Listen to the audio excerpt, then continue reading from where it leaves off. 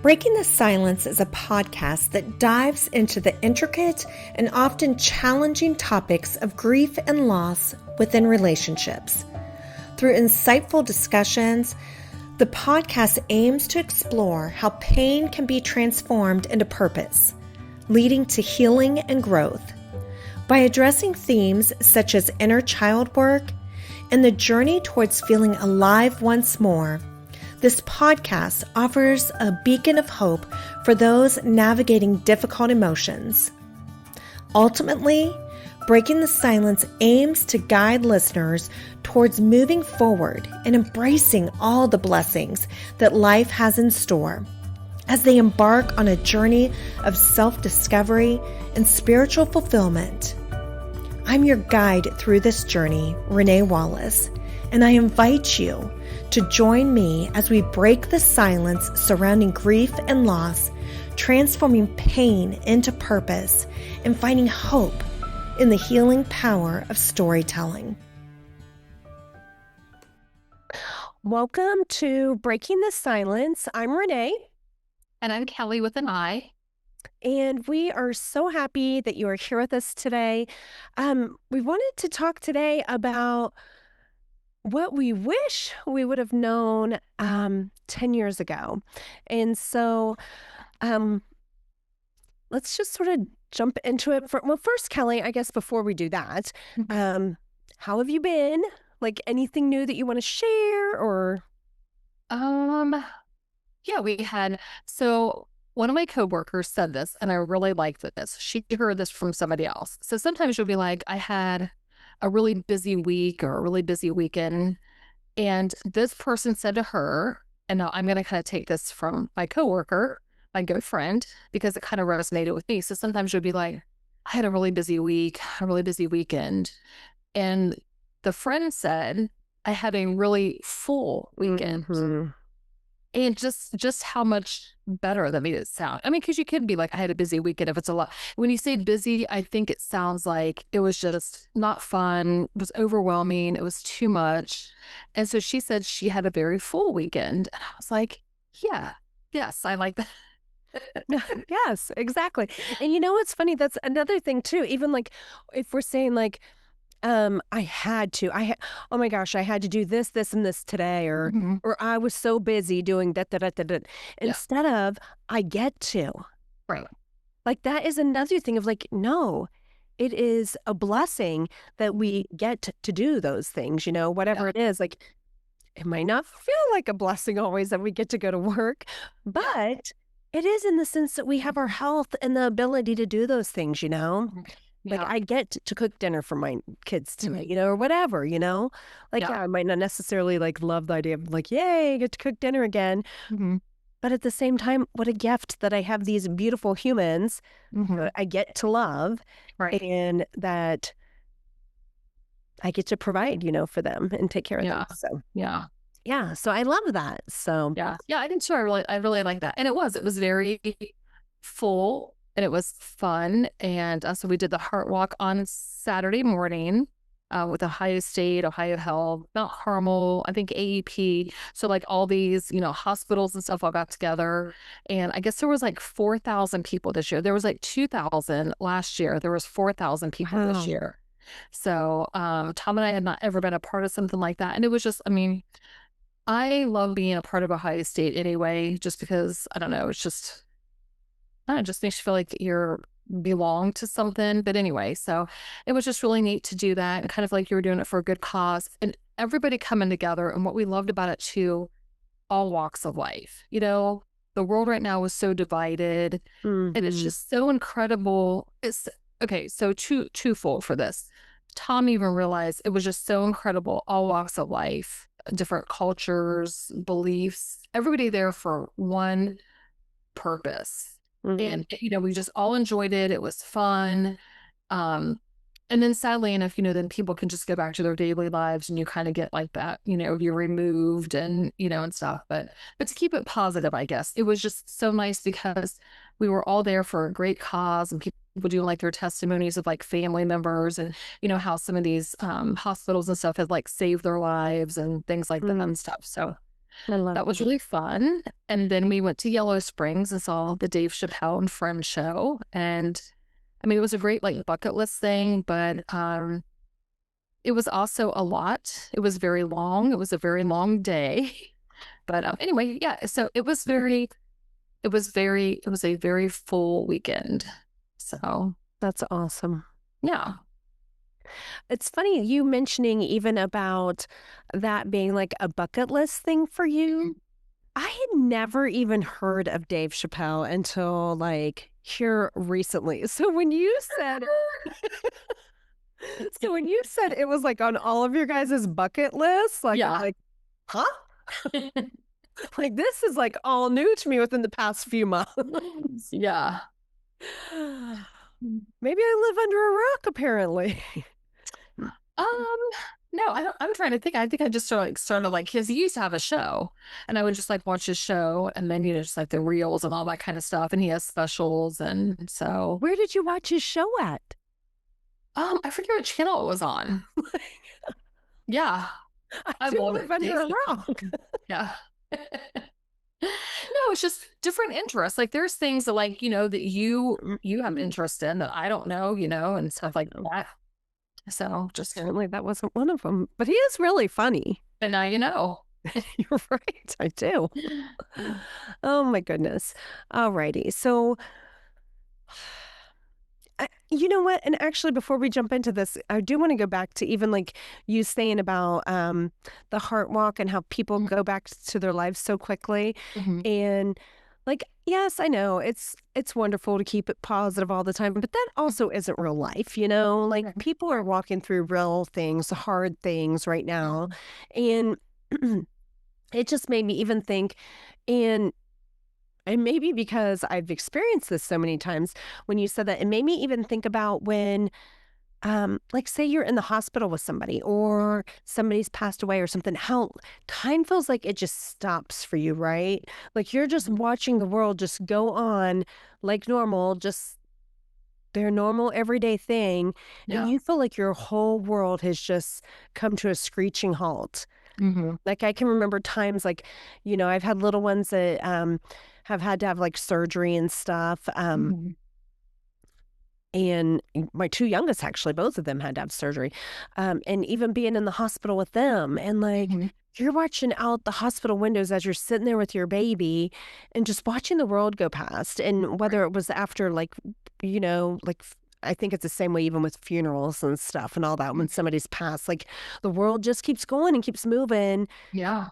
And you're just like everything for you comes to, like, a screeching halt, it feels like, Hmm. so, Yeah. I don't know, I think that is interesting how that happens, I don't know, that just stood out to me when you said that, so Mhm. so I don't know, like, what do you think, can you think of anything that you wish you would have known 10 years ago? Or that you would go back and tell yourself? Mhm. Um, And if you can't think of anything, if you want me to go first, not that I'm saying I can, but yeah, I mean, just right off the top of my head, I guess, and I still tell myself this, just to be more present in life. And not that I would, but I've thought about going back to school so many times. I mean, at this point in my life, I'm really like, kind of like, oh, I don't know, because really, I'd like to retire. So I'm not really looking to start anything new. Right. But even 10 years ago, or even 8 years ago, because I've been at my job 8 years now. And I even thought about then, I mean, there was a lot going on in my life at that time. It's just so funny. Like, okay, I've been there 8 years now. And to start like, I guess, well, you have to have a lot of dedication to start school. And I think you have not Mhm. always, but have a lot of passion for it. I don't know that I was always dedicated enough, but well, even to think about when we graduated high school, like I think now happening, I mean, I could be a doctor by now. We've been out of school for so long. So part of me sometimes wish that I would have maybe gone back to school and got a degree. Cause like I say, I could be 4 years into a career by now, and to just made that commitment. But again, I just don't know that it was always anything that I was super passionate about. Like I did think about nursing because I really do. I think by nature, like I love to take care of people. Like I just like to do that, But Mhm. Yeah. So I guess that's one thing but you think, oh gosh, that's 4 years of my life. Da, da, and I'm like, well, now 8 years have passed and you could have been done with it, but you didn't, And like I say, now I'm to the point where I'm like, I mean, I think you can start over at any age of life, I mean, people, they're Absolutely. 70 and they want to, get their GED or their high school diploma I mean, go for it. It's never too late. But I'm just saying for myself at this point, like I do think what I could have done 8, 10 years ago. And yeah, you just think I would have been done with it by now. Yeah, I think it's really easy to think like, oh my gosh, that seems so far away, And then before you know it, in a blink of an eye, it's gone anyways. Yeah. I mean, we Yeah. really do get caught up in that, like, oh my gosh, 4 more years of school or 8 more years or whatever. Like, Mm-hmm. and yet then you look back and you're like, wow, Yeah. look at all the time that's already flown past. I could have done it how many times by now? Yeah. But I Yeah. was thinking, like, for me, 10 years ago, and I didn't even think about this when we decided to talk about this. And like, it literally just hit me sitting here as we were talking. 10 years ago, we had just adopted the last of our 5. So we had just adopted Brian. He would be, he's would be 10 years old now. Mm-hmm. So 44 years old, adopting, starting over with another baby at Yeah. 44. Um, Gosh, what I would tell myself if I could go back then, knowing what I know now, um, I would say, and I did not mean, and I knew like this, like now thinking about this, that this might end up there because this is part of my life and my story. And it's hard for me to not sometimes share this because it is such a huge piece of my life. Mm-hmm. But to honestly think like, if I could tell myself anything back then, um, to just soak in the moments. I mean, to really soak them in.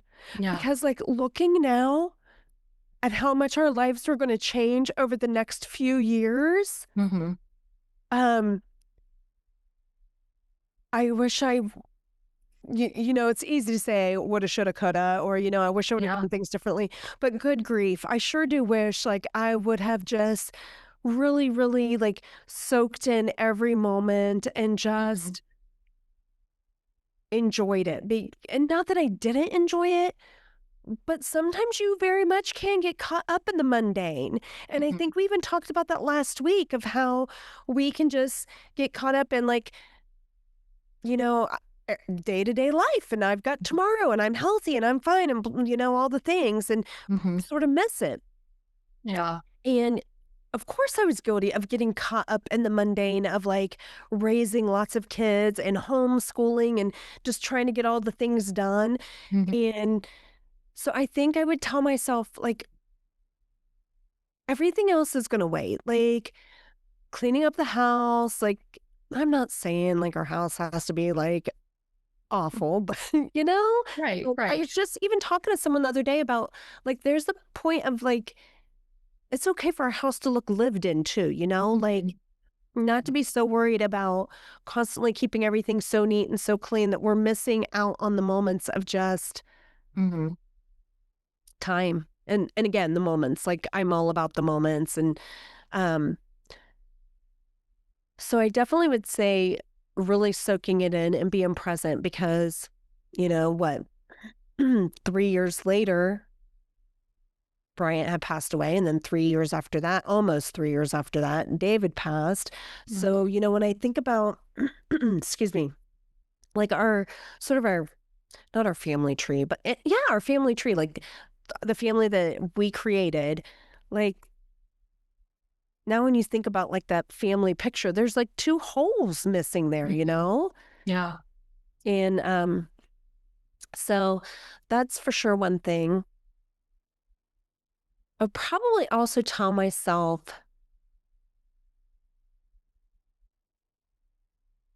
do everything afraid. Like Mm-hmm.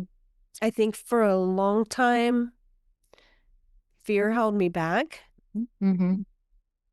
And I think you and I have talked about that even for you, like maybe sometimes, like you think about doing something, maybe even like you said, like maybe nursing or whatever, and the fear or like, could I really? Like, Mhm. Yeah. Like the fear of failure too. right. And Mhm. so the idea of failure can hold us back from doing what we really want to do. Yeah. And then you just say stuck, rather than like, yeah, you might fail along the way, but you fall forward, like you fail Mhm. forward to success. Like you have to mess up to succeed. Oh, for sure. Yeah. Because you can't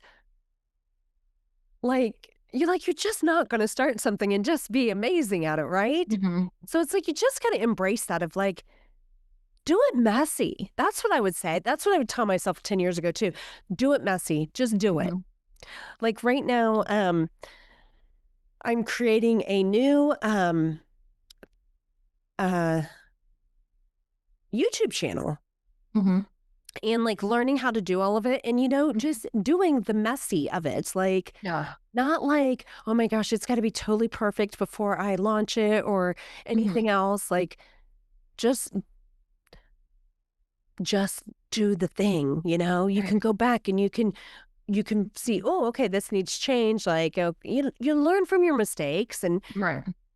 we can just hold ourselves back our whole lives, I think, if we're afraid of it not being perfect or exactly the way it needs to be. Yeah. So I don't know. Is there anything else that you can think of that you would tell yourself? Yeah, just off the top of my head, just like you talked about, just I think I've always had a really hard time with just being present in the moment. Like there's so many times I wish I could just like bask in the moment. And I think I'm still trying to learn that.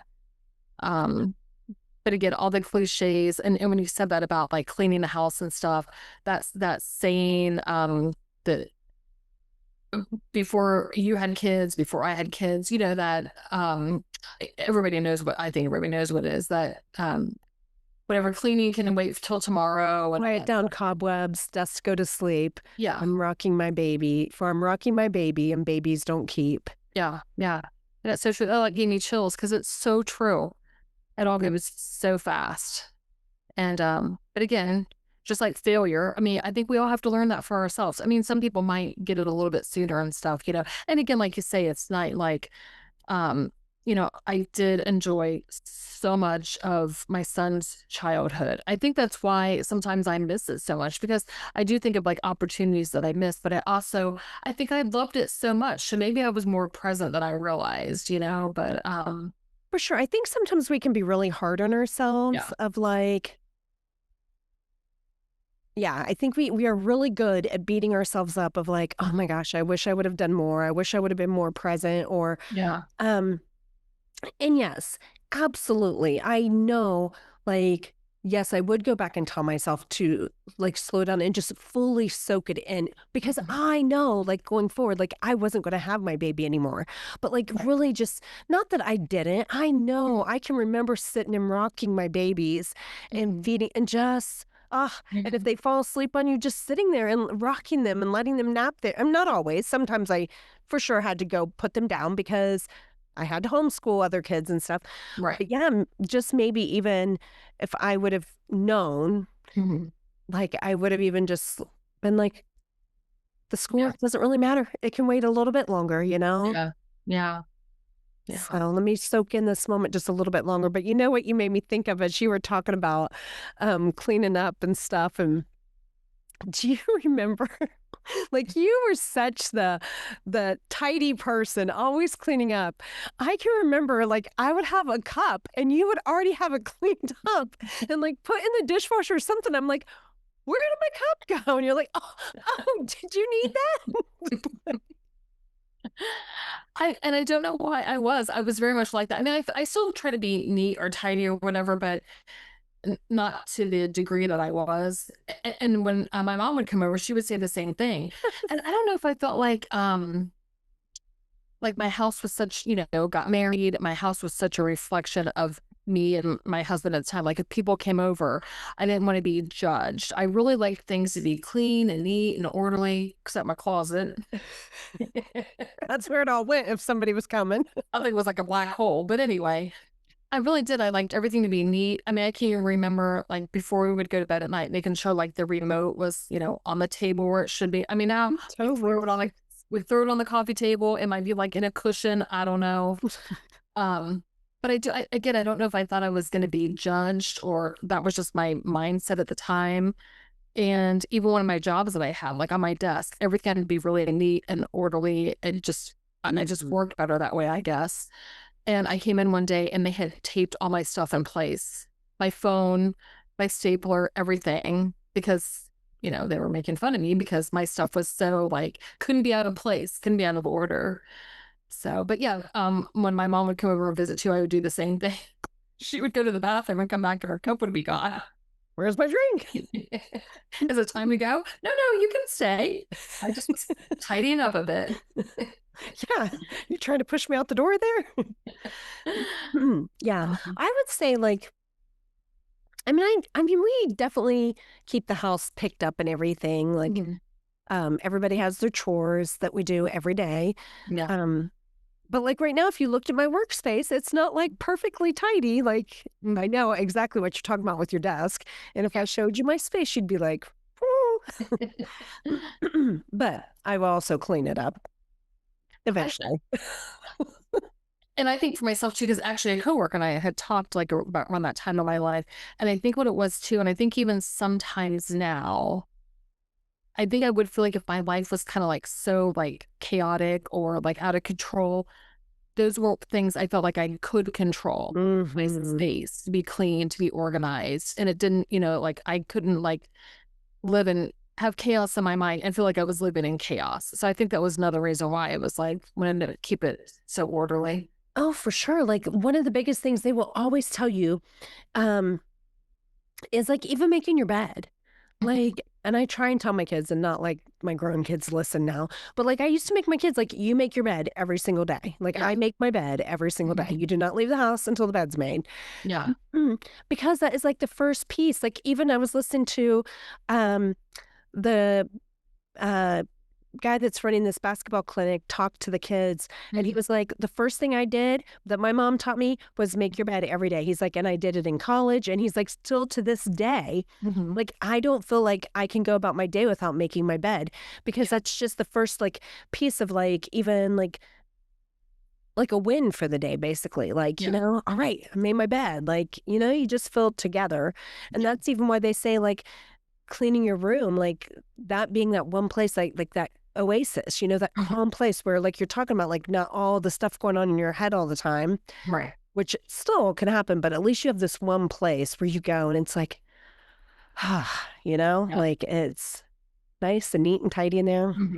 Yeah. I can't say that about my bedroom right now. I need to do it. There, and I don't know his name.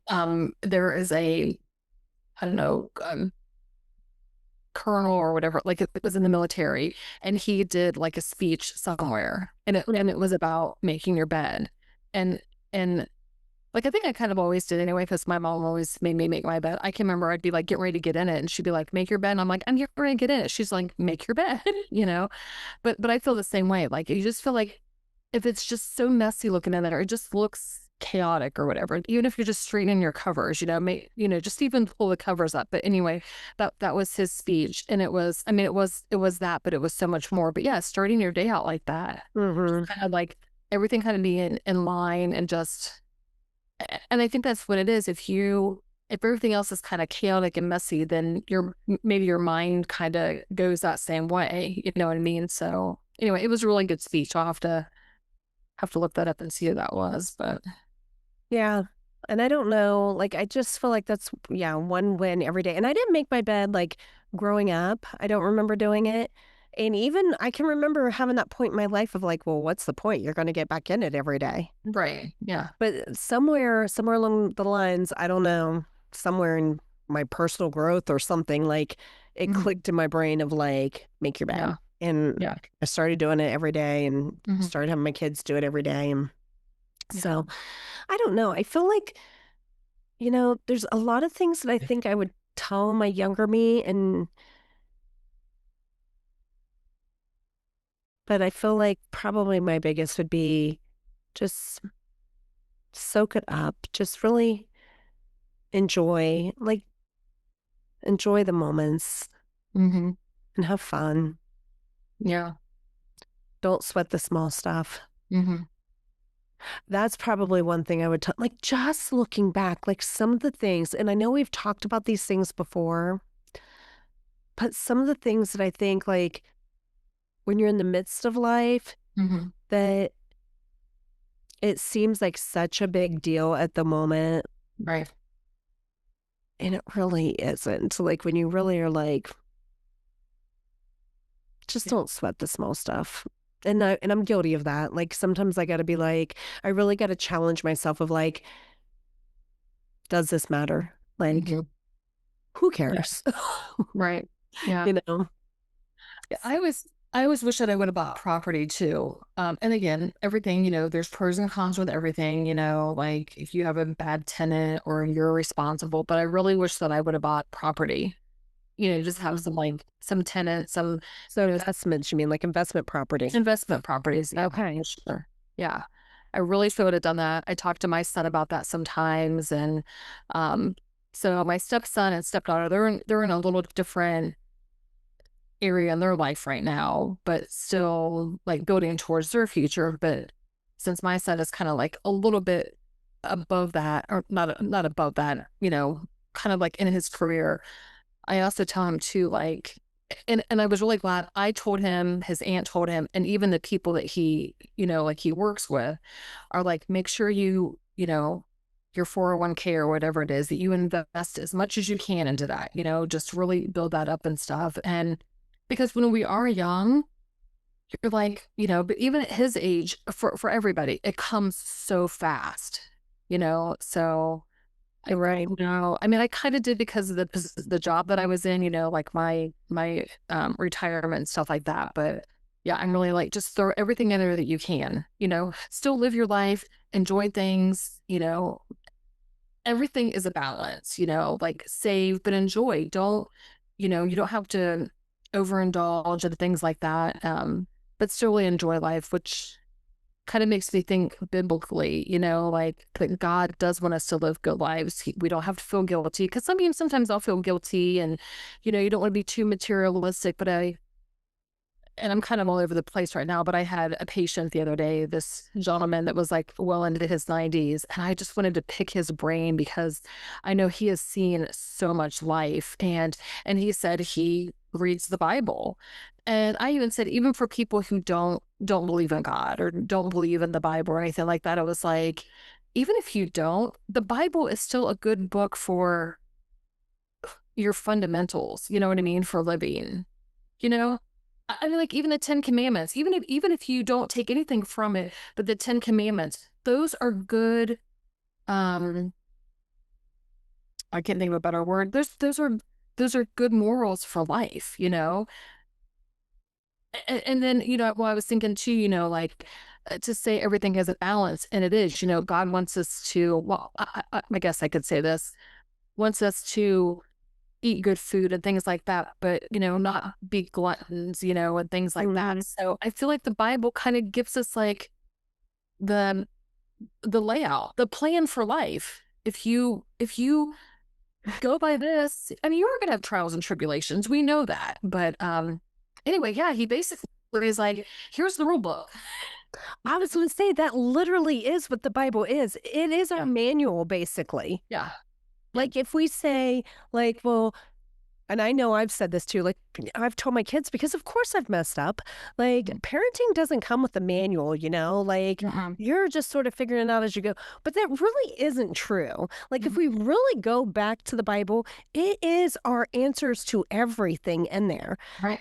And you're right. Like, of course there's going to be problems and issues and all that, because we live in a fallen world. But again, God also said that in the Bible. Like he told us, like, you are going to experience hard things. Yeah. Like, don't let it catch you by surprise. I promise you, you will. Right. but I could go on and on. I'm like, I've overcome the world. He's overcome the world, but I will be with you. Like, I will be your strength. When you're weak, I'm strong. Like, Right. but anyways, yeah, the Bible literally is our manual with every answer we ever need within it. Right. So you're right. It is. Mm-hmm. So Yeah. I don't know. Is there anything else that you want to share before we wrap up? Um, I don't think so. I think the good thing about that is like even our age, even though we maybe didn't learn everything then, we are still open to learning, and we are still learning and receiving all that. So it's not too late. We still and I think well probably just like with our parents, even the more knowledge that we get, we feel like well, we can share that with our kids, like to just be able to, give them and I guess all generations kind of do that. You always want the next generation to be better and, just learn from our mistakes and things like that and stuff. But yeah, I mean, I think it's just, well, I was thinking about this too, like my stepdaughter's getting ready to go to college. And like now, even this is going to be, Tom and I's lives are going to look even different. So this is like another chapter of our lives too that we've never been in. This is uncharted territory. So, what is this going to look like for us? But I think that we just keep learning and evolving and just kind of absorbing these things and yeah.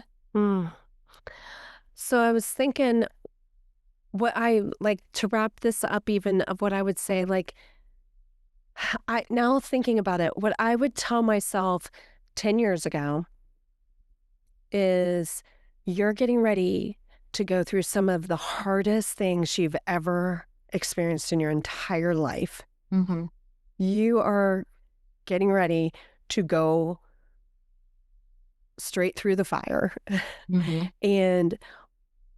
But you are going to come out on the other side of it so much more resilient, strong, like so much beauty on the other side of it. Like that is what I would say. Like you're getting ready to go through it, like something you could never even imagine going through multiple times. Right.